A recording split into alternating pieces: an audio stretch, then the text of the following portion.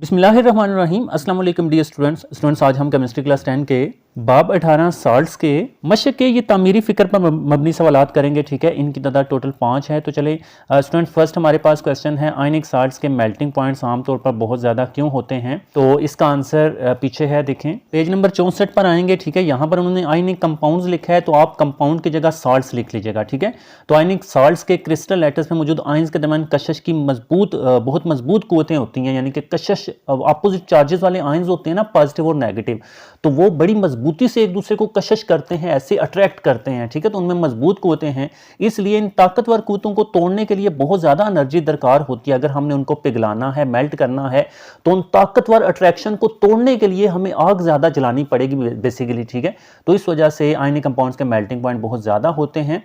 और फिर आगे ये भी लिख लें कि मेल्टिंग के अमल के दौरान कशिश की कुव्वतें टूटकर आयंस को आज़ाद कर देती हैं। तो बेसिकली स्टूडेंट्स यहाँ तक आप इसका कर सकते हो। ठीक है, यहाँ तक तो बस कंपाउंड्स जो आपने साल्ट्स लिख देना है। ठीक है, तो ये पेज नंबर 64 पर इसका आंसर आपको मिल जाएगा। अब जो मैंने लिखा है थोड़ी सी मैंने तब्दीली की है, जो साल्ट्स वगैरह की, वो देख लें।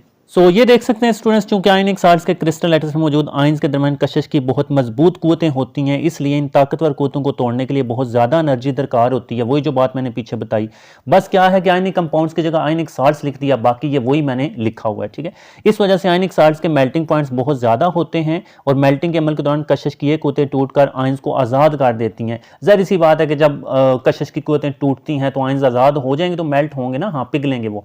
तो पिघलते कब हैं? जब वो आयंस जो हैं वो एक दूसरे से दूर चले जाते हैं बेसिकली। हाँ, तो वो कशिश की कुव्वतें खत्म हो जाती हैं और आयंस आज़ाद हो जाते हैं। हम कहते हैं कि जो आयनिक साल्ट्स हैं वो पिघल गए, लेकिन उसके लिए हमें बहुत ज़्यादा दर्जा हरारत चाहिए, बहुत ज़्यादा टेम्परेचर चाहिए, बहुत ज़्यादा गर्माइश चाहिए, बहुत ज़्यादा एनर्जी चाहिए बेसिकली, क्योंकि आयंस में मजबूत कशिश की कुव्वतें हैं, अपोजिट मुखालिफ चार्ज हैं। ठीक है, अच्छा नेक्स्ट हमारे पास सेकंड क्वेश्चन है आयनिक साल्ट्स ठोस हालत में क्यों पाए जाते हैं। तो स्टूडेंट्स देखें, इसका भी आंसर मतलब उसी पेज पर आए ना, तो वहां से हमें ऑलमोस्ट मिल जाएगा। तो उसी पेज पर आना है, पेज नंबर 64 पर ऊपर देखें, यहां पर भी आयनिक साल्ट्स का भी आपने बताना है। ठीक है, कि आयनिक साल्ट्स ठोस हालत में बेसिकली क्यों पाए जाते हैं। तो यहां पर आप ये लिख सकते हो कि जो आयनिक साल्ट्स हैं वो मुस्बत और मनफी चार्ज वाले आयंस के मिलने से बनता है या बनते हैं। ठीक है, पहले ये लिखिएगा ना, जो आयनिक साल्ट्स हैं उसमें मुखालिफ चार्जेस वाले आयंस होते हैं। फिर उसके बाद यहां से स्टूडेंट्स शुरू कीजिएगा, पहले यहां से लेकर यहां तक। ठीक है, फिर यहां से ये मुखालिफ चार्ज रखने वाले आयंस फिर बाकायदगी के साथ एक ही अंदाज में तीनों सिमतों में एक दूसरे के साथ मजबूती से जुड़ते हैं बेसिकली, क्योंकि मुखालिफ आयंस होते हैं इस वजह से। तो जब आयंस मुखालिफ हैं तो फिर स्टूडेंट्स क्या होगा, फिर ये मजबूती से जुड़ेंगे और तीनों अतराफ में फैला हुआ ये मरबूत स्ट्रक्चर क्रिस्टल लैटिस कहलाता है। तो वो क्रिस्टल लैटिस बना देते हैं, ये जो मजबूत 3 डायमेंशन या तीनों अतराफ में फैला हुआ, तो इसको हम क्रिस्टल लैटिस बोलते हैं। और ये बड़ा मजबूत होते हैं क्योंकि आप देख सकते हैं कि आयंस ने एक दूसरे को घेरा डाला हुआ है, पॉजिटिव और नेगेटिव एक दूसरे के साथ चिपके हुए हैं, एक दूसरे से मजबूती से बांड बनाया हुआ है इन्होंने। ठीक है, तो आयनिक साल्ट्स, ठीक है, अच्छा ये ना कीजिएगा। फिर उसके बाद स्टूडेंट्स यहां तक आप क्रिस्टल लैटिस का कर लें और फिर नीचे ये लिख लें कि आयनिक कंपाउंड्स क्रिस्टलाइन ठोस के तौर पर अपना वजूद बरकरार रखते हैं। तो यहां से फिर आगे ये कर सकते हैं। तो बुक में ये चीजें 3 याद करनी है, ये, फिर ये और ये। ठीक है, अब मैंने इन तीनों को इकट्ठा करके लिखा है, थोड़ी बहुत तब्दीली भी है तो वो भी देख लें जो साल्ट्स वाली है। यहां पर स्टूडेंट्स देख सकते हैं आयनिक साल्ट्स में मुस्बत और मनफी चार्ज वाले आयंस होते हैं। जो ऊपर वाली बात मैंने आपको बताई है कि जो आयनिक साल्ट्स हैं उसमें प्लस और माइनस वाले अपोजिट या मुखालिफ चार्ज वाले आयंस होते हैं, जिनके दरमियान कशिश की बहुत मजबूत कुव्वतें होती हैं। ये तो स्टूडेंट्स हमने अभी ऊपर वाले क्वेश्चन में भी पढ़ा ना, कि जो आयनिक साल्ट्स हैं, यहाँ आयनिक कंपाउंड्स हैं, उनमें मुखालिफ चार्ज वाले आयंस हैं, तो पॉजिटिव और नेगेटिव एक दूसरे को कशिश करते हैं। तो बेसिकली जो पॉजिटिव और नेगेटिव है ना, उसमें मजबूत कशिश होगी। तो जब कशिश होगी तो वो इकट्ठे आकर जम जाएंगे ठोस की सूरत में। ठीक है ना, क्रिस्टलाइन ठोस बनेंगे। तो ये बेसिकली इसका है। तो ये आयंस तीनों सिमतों में एक दूसरे के साथ मजबूती से जुड़कर एक मरबूत स्ट्रक्चर क्रिस्टल लैटिस बनाते हैं। तो ये जो आयंस हैं ये तीनों सिमतों में, जिस तरह से मैंने बुक से भी आपको बताया 3 डायमेंशन शक्ल है, वो क्रिस्टल लैटिस की शक्ल भी आप वहां से देख सकते हो। ठीक है, तो फिर एक दूसरे को घेरा डालते हैं, एक दूसरे के साथ मजबूती से बांड बनाते हैं, जुड़ जाते हैं और एक मजबूत या मरबूत स्ट्रक्चर जो है वो क्रिस्टल लैटिस बनाते हैं। और इसलिए आयनिक साल्ट्स क्रिस्टलाइन ठोस के तौर पर अपना वजूद बरकरार रखते हैं। देखें स्टूडेंट्स, ये जो पहला और दूसरा क्वेश्चन है ना, इन दोनों के आंसर तकरीबन सेम ही हैं। वजह क्या है कि जो आयनिक साल्ट्स हैं उसमें एक मुस्बत और एक मनफी आयंस यानी कि मुखालिफ किस्म के आयंस होते हैं। तो प्लस और जो मनफी आयंस हैं वो एक दूसरे को मजबूती से कशिश करते हैं और एक बांड बनाते हैं ताकतवर। इस वजह से वो ठोस भी बन जाते हैं, क्योंकि उनमें कशिश ज़्यादा है तो वो इकट्ठे हो जाते हैं, ठीक है, और मरबूत स्ट्रक्चर क्रिस्टल लैटिस बनाते हैं। और पहले के आंसर में हमने देखा कि उनके मेल्टिंग पॉइंट भी ज़्यादा होते हैं इसी मुखालिफ चार्जेस की वजह से, मजबूत कशिश की वजह से। तो ये मुखालिफ चार्जेस वाली बात, आयंस वाली बात और कशिश वाली बात आपने दोनों पहले शॉर्ट क्वेश्चन में ये बात याद रखनी है, ठीक है। अच्छा, नेक्स्ट हमारे पास तीसरा क्वेश्चन है, आप लेबॉरेटरी में कैल्शियम सल्फेट को कैसे तैयार करेंगे। तो स्टूडेंट्स जो इसका आंसर है ना वो आपकी बुक में, आपके इस चैप्टर में मौजूद नहीं है, ठीक है।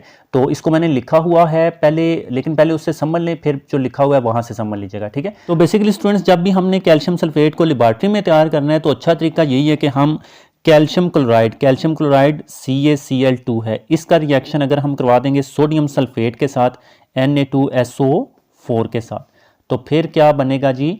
अब इसमें ना ये डबल डिस्प्लेसमेंट का ये रिएक्शन है, ठीक है, यानी कि जो Ca है वो SO4 के साथ जुड़ जाएगा, ठीक है, और जो Na है वो Cl के साथ जुड़ जाएगा, तो इसको हम डबल डिस्प्लेसमेंट बोलते हैं। तो CaSO4 क्या बनेगा स्टूडेंट्स, कैल्शियम सल्फेट। ये देखें हमारा कैल्शियम सल्फेट तैयार हो गया।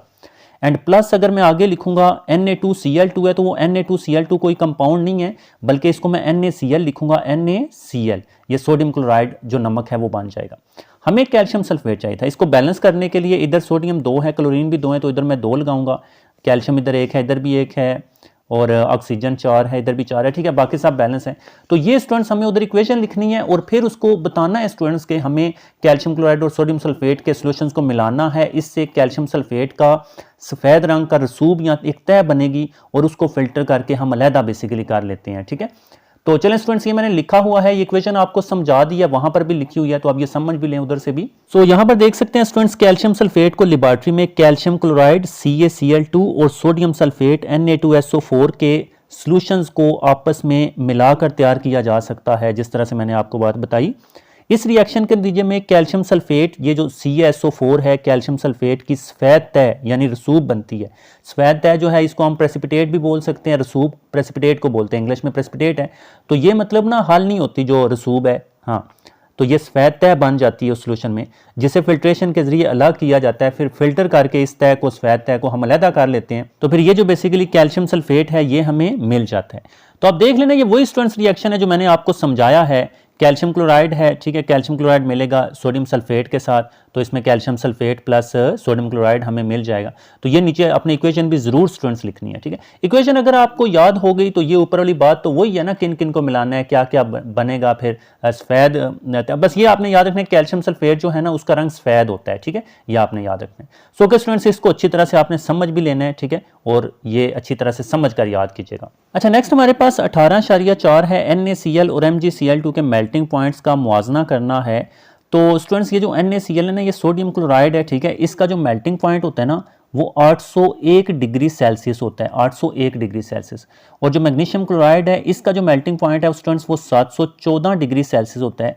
एक तो ये बात आपको पता होनी चाहिए, ठीक है। अब सोडियम क्लोराइड का मेल्टिंग पॉइंट ज़्यादा है, मैग्नीशियम क्लोराइड का कम है, हालांकि इस पर चार्जेस भी ज़्यादा हैं, लेकिन स्टूडेंट्स बेसिकली वजह क्या है कि इसमें आयनिक करैक्टर ज़्यादा है, ये ज़्यादा आयनिक कंपाउंड है, और ये कम आयनिक कंपाउंड है, ये ज़्यादा कोवेलेंट कंपाउंड है इसके मुकाबले में। तो जो आयनिक होता है ना, जो अभी हमने पहले क्वेश्चन में देखा कि जो आयनिक कंपाउंड आयनिक साल्ट्स होते हैं उनके मेल्टिंग पॉइंट ज़्यादा होते हैं, तो इसमें आयनिक किरदार ज़्यादा है, आयनिक करैक्टर ज़्यादा है, तो इसका मेल्टिंग पॉइंट ज़्यादा है। और इसमें आयनिक करैक्टर कम है, कोवेलेंट ज़्यादा है, इस वजह से इसका मेल्टिंग पॉइंट कम है। तो जितना ज़्यादा आयनिक होगा उसमें आयंस प्लस और माइनस वाले कशिश से एक दूसरे को खींचेंगे, मजबूती से बंधे हुए होंगे, जोड़ बनाया होगा उन्होंने, बॉन्ड बनाया होगा, तो उनको पिघलाने के लिए हमें ज़्यादा एनर्जी चाहिए, ज़्यादा हरारत चाहिए, ज़्यादा गर्माइश चाहिए, ज़्यादा मेल्टिंग पॉइंट या ज़्यादा टेम्परेचर हमें चाहिए। तो ये बात आपने स्टूडेंट्स याद रखनी है। तो ओके स्टूडेंट्स, ये आप मैंने लिखा हुआ है, समझ भी लें उधर से, ठीक है, इधर से भी मैंने आपको समझा दिया है। तो ये देख सकते हैं स्टूडेंट्स, सोडियम क्लोराइड NaCl का मेल्टिंग पॉइंट 801 डिग्री सेल्सियस, जबकि मैग्नीशियम क्लोराइड MgCl2 का जो मेल्टिंग पॉइंट है वो 714 डिग्री सेल्सियस है। ये वही बात स्टूडेंट्स मैंने जो आपको वहां पर समझाई है, दोनों के मेल्टिंग पॉइंट्स आपने याद रखने हैं। सोडियम क्लोराइड का 801 डिग्री सेल्सियस है, मैग्नीशियम क्लोराइड का 714 डिग्री सेल्सियस है। सोडियम क्लोराइड NaCl में आयनिक करैक्टर ज़्यादा है, ये वही बात जो मैंने आपको बताई कि सोडियम क्लोराइड में आयनिक करैक्टर ज़्यादा है, इस वजह से इसका मेल्टिंग पॉइंट भी ज़्यादा है। बात समझ रहे ना, हाँ, इस वजह से जो इसका मेल्टिंग पॉइंट है वो ज़्यादा है, 801 डिग्री सेल्सियस ज़्यादा है, क्योंकि सोडियम क्लोराइड में आयनिक करैक्टर ज़्यादा है। और जबकि मैग्नीशियम क्लोराइड MgCl2 में कोवेलेंट करैक्टर ज़्यादा है, तो कोवेलेंट करैक्टर अगर ज़्यादा है तो उसका मेल्टिंग पॉइंट फिर कम होगा, इस वजह से इसका मेल्टिंग पॉइंट कम है। तो ओके स्टूडेंट्स, ये दोनों बातें, दोनों के मेल्टिंग पॉइंट्स याद रखने हैं। और सोडियम क्लोराइड का आयनिक करैक्टर ज्यादा है तो उसका मेल्टिंग पॉइंट ज्यादा है, और मैग्नीशियम क्लोराइड में कोवेलेंट करैक्टर ज्यादा है तो उसका मेल्टिंग पॉइंट कम है, 714 डिग्री सेल्सियस कम है 801 डिग्री सेल्सियस है। ठीक है, तो ये बातें स्टूडेंट्स आपने समझ लेनी है। अच्छा, नेक्स्ट हमारे पास लास्ट क्वेश्चन है, आप कॉपर सल्फेट के खालिस क्रिस्टल्स लेबोरेटरी में किस तरह तैयार करेंगे। तो स्टूडेंट्स आपने याद रखना है, इसका भी आंसर आपकी बुक में नहीं है। ठीक है, हमने आप कॉपर सल्फेट के खालिस क्रिस्टल्स बनाने अपनी लैब में। तो स्टूडेंट्स ये याद रखना है, हम इसमें ना कॉपर ऑक्साइड और sulphuric acid, dilute sulphuric acid का बेसिकली हम रिएक्शन करवाते हैं। ठीक है, तो बेसिकली हमने कॉपर ऑक्साइड इसका रिएक्शन करवाना है जी डाइल्यूट या पतले सल्फ्यूरिक एसिड के साथ H2SO4 के साथ। ठीक है, अब जब हम ये रिएक्शन करवाएंगे तो क्या होगा स्टूडेंट्स, तो ये जो कॉपर है ना ये SO4 के साथ डिस्प्लेस होगा या जुड़ जाएगा, और ये जो H2 है ये O के साथ पानी बना देगा H2O, तो CuSO4। अब CuSO4 स्टूडेंट्स क्या है, ये बेसिकली कॉपर सल्फेट है, यही हमने तैयार करना था, इसी के क्रिस्टल्स हमें चाहिए, और प्लस H2O ये पानी साइड पर बन जाएगा। फिर ये इसके नीले क्रिस्टल्स बनेंगे बेसिकली ना। हाँ, जो कॉपर सल्फेट है इसका कलर नीला होता है। जो पीछे हमने ऊपर स्टूडेंट्स देखा, ऊपर हमने क्या देखा, कैल्शियम सल्फेट। कैल्शियम सल्फेट का रंग सफ़ेद है और कॉपर सल्फेट का रंग नीला है। तो नीले हेयर क्रिस्टल्स बनेंगे स्टूडेंट्स, उसको फिर फिल्टर करके अलहदा कर लिया जाएगा पानी में से। ठीक है, और बाद में उसको खुश्क साफ वगैरह कर लिया जाता है बेसिकली। ठीक है, तो ओके स्टूडेंट्स, ये आपने इक्वेशन लिखनी है, आप चलें समझ भी लें, यही इक्वेशन है, इससे आगे फिर समझना है। सो ये देख सकते हैं स्टूडेंट्स, कॉपर सल्फेट के खालिस क्रिस्टल्स तैयार करने के लिए कॉपर ऑक्साइड, ये जो CuO है ये कॉपर ऑक्साइड है, को डाइल्यूट का मतलब पतला होता है, डाइल्यूट सल्फ्यूरिक एसिड H2SO4 में शामिल करके गर्म किया जाता है। तो इन दोनों रिएक्टेंट्स को, ये जो नीचे आपको नजर आ रहे हैं ना, तो इन दोनों रिएक्टेंट्स को हमने मिलाकर बेसिकली गर्म करना है, आग जलानी है। ठीक है, तो गर्म किया जाता है, हासिलशुदा सॉल्यूशन को गर्म करके कुछ पानी बहरात बनाकर उड़ा दिया जाता है। अब देखें ना, इसमें ये एंड पर ना ये जो प्रोडक्ट है ये पानी भी इधर देखें पानी बनी हुई है, तो इस पानी को बहरात बनाकर गर्म करके उड़ा दिया जाता है। ठीक है, तो पानी फिर कम रह जाएगा, और फिर इसे ठंडा किया जाता है। जब गर्म किया फिर कुछ पानी उड़ा दिया, फिर बाकी जो बच गया सारा मवाद उसको हम ठंडा करेंगे, और जैसे ही हम ठंडा करेंगे, ठंडा क्यों करें, क्रिस्टल्स बनाने के लिए। तो ठंडा करने से जिससे नीले रंग के कॉपर सल्फेट के क्रिस्टल्स बन जाते हैं स्टूडेंट्स, ये बात आपने याद रखनी है, नीले रंग के कॉपर सल्फेट के क्रिस्टल्स बनते हैं, क्रिस्टल्स को फिल्टर करके खुश्क कर लिया जाता है बेसिकली। ठीक है, तो जैसे ही ठंडा करते हैं तो क्रिस्टल बनते हैं, वो क्रिस्टल नीले रंग के होते हैं। ठीक है ना, हाँ, तो उसको फिर मतलब खुश्क कर लिया जाता है क्रिस्टल्स को अलहदा करके। तो फिर ये नीचे स्टूडेंट्स वो इक्वेशन जो मैंने आपको समझाई है ना, ये आपने अच्छी तरह से नीचे लिख लेनी है। ठीक है जी, CuO प्लस H2SO4 है तो CuSO4 प्लस H2O जो मैंने आपको बताया है उस तरह से आपने समझ भी लेनी है। तो ओके स्टूडेंट्स, ये इक्वेशन के मुताबिक सारी वही चीज़ है। तो ऊपर ये स्टेटमेंट्स जितने भी हैं ऐसे हम तैयार कर सकते हैं कॉपर सल्फेट के क्रिस्टल्स अपनी लैब में। ठीक है, सो ओके स्टूडेंट्स, वीडियो को लाइक कर दें, चैनल को सब्सक्राइब कर दें, अपना बहुत ज़्यादा ख्याल रखिएगा, दुआ में याद रखिएगा। अल्लाह हाफिज़।